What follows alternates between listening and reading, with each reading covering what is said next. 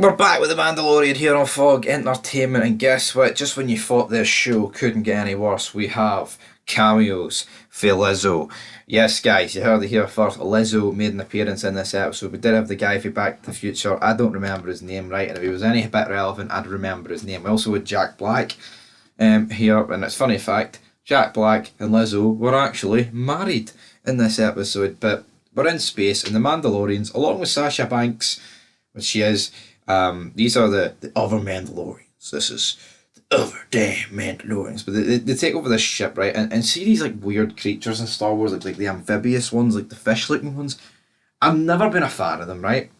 I've never, ever, ever in a million fucking years been a fan of them. And to be honest, I think it's cringy, is the word. And basically, these Mandalorians here, you've got Koshka Reeves, basically split up this boy and girl, and she's like, I'm not letting them destroy this ship over a fling. He said, but this was a fling. The fucking voice acting here is horrendous. And to be honest, yeah, it absolutely sucks, and I do not like anything to do with these like these creatures. I don't know, Star Wars. Like, I'm not even a fan of this fucking concept or whatever, right? But see when it's got like Obi-Wan and Anakin and like Liam Neeson, Samuel L. Jackson, right? Fucking people like that.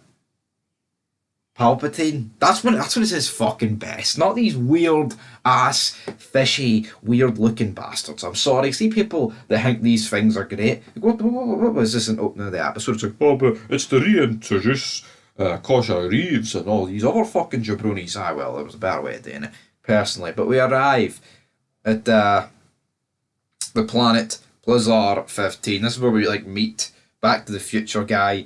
Turns out he's a bad guy.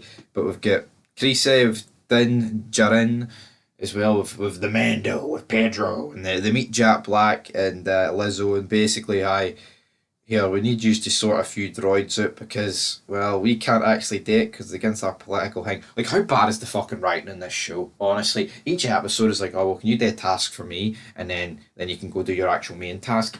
But the main task, like, never gets fucking done. It's just like these wee side missions constantly that, like, honestly, it just fucking sucks. And they're doing a bit of maintenance and they're putting all these droids and, oh, that's the one. Then they chase after it, they kill it, crime scene, Honestly, man, this is what...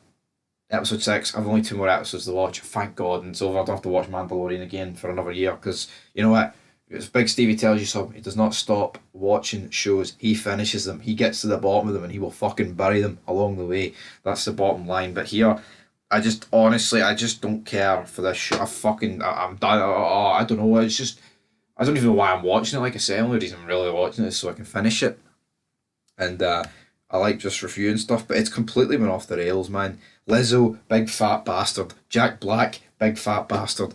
I don't like any of them, right? Peaches, but he sings Peaches and Mario. I'd fucking batter him. I'd get him down on the ground, batter him, man. Anyway, I digress. But they solve the droid problem. Who really cares at this point?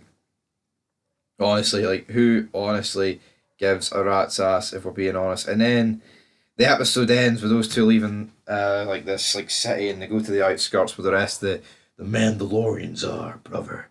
The Mandalorian Creed.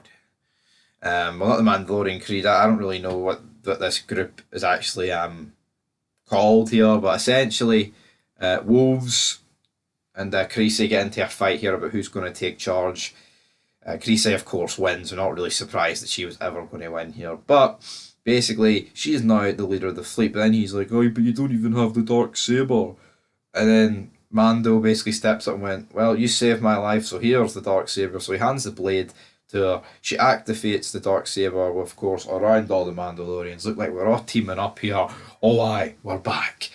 And, aye, your episode ends. So, like I say, like, her taking back of her fleet isn't bad. It's just like everything else in the episode, like going to this city, side mission city.